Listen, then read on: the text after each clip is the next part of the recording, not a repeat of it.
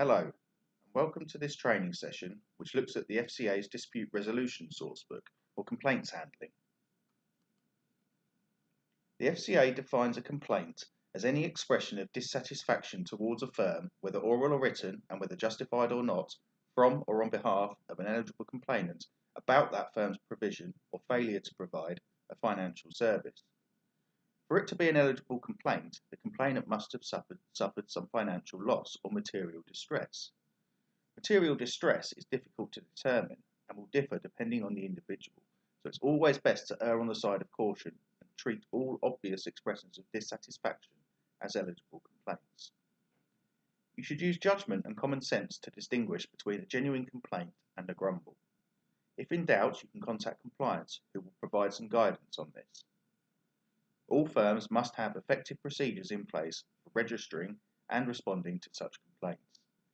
Therefore, if it is a complaint, it must immediately be logged on our system.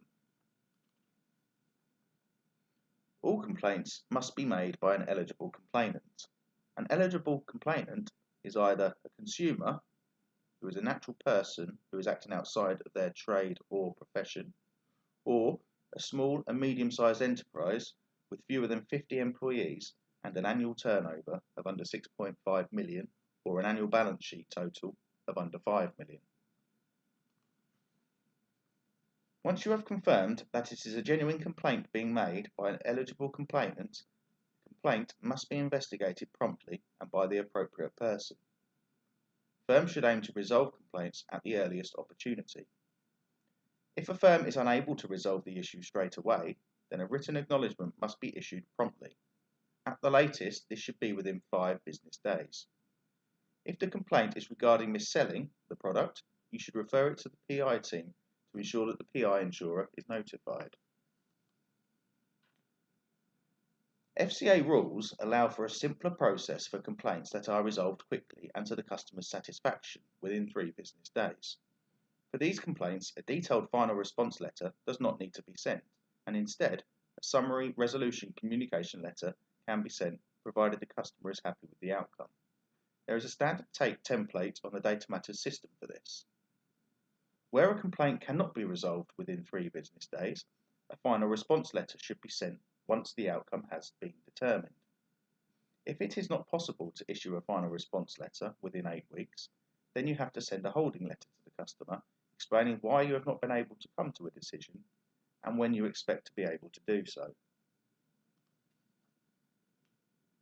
A summary resolution communication can only be used if the complaint is resolved within 3 business days. It can be sent in any durable medium, so by email or letter. The system will automatically create the letter when selected. The wording of the letter is shown in this slide.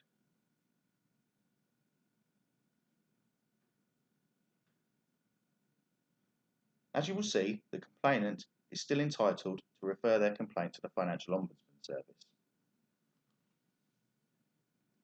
The final response letter needs to address adequately the subject matter of the complaint, the circumstances of the complaint, an explanation of the decision, and the referral rights to the Ombudsman, and include a Financial Ombudsman leaflet. It is important that you follow the guidance set out on the info side on how to deal with a complaint. If you are unable to conclude a complaint within 8 weeks, you must issue a letter to inform the customer of this.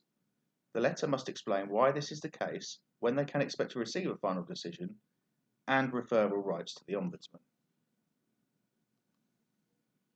The Financial Ombudsman Service will only review a complaint from an eligible complainant, as explained earlier, where the customer has suffered some sort of loss, distress, or inconvenience, and where a response with referral rights has been issued by the business, unless 8 weeks has passed since the customer made the complaint to the business, and then they can review the complaint without a response.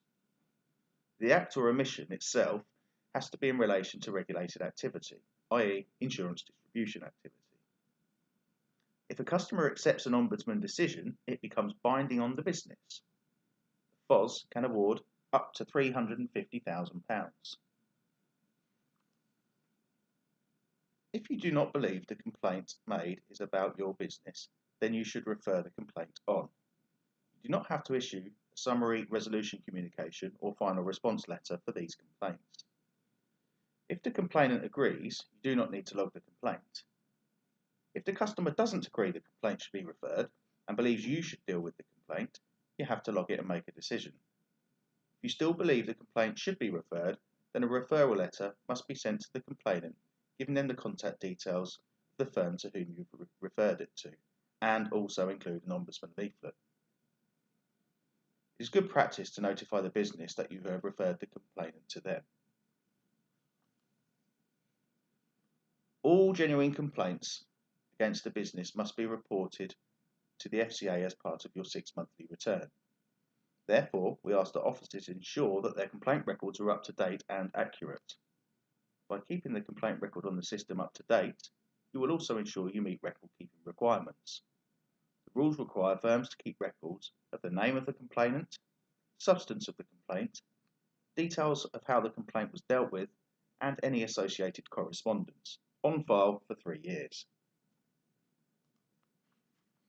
So, what do you need to do in summary? You need to keep copies of the Financial Ombudsman Service leaflet on file. You need to ensure complaint procedures are followed when dealing with the complaint. You need to ensure accurate records of all complaints are kept. You need to ensure all genuine complaints are reported to the FCA as part of your return. And do not be afraid to log complaints.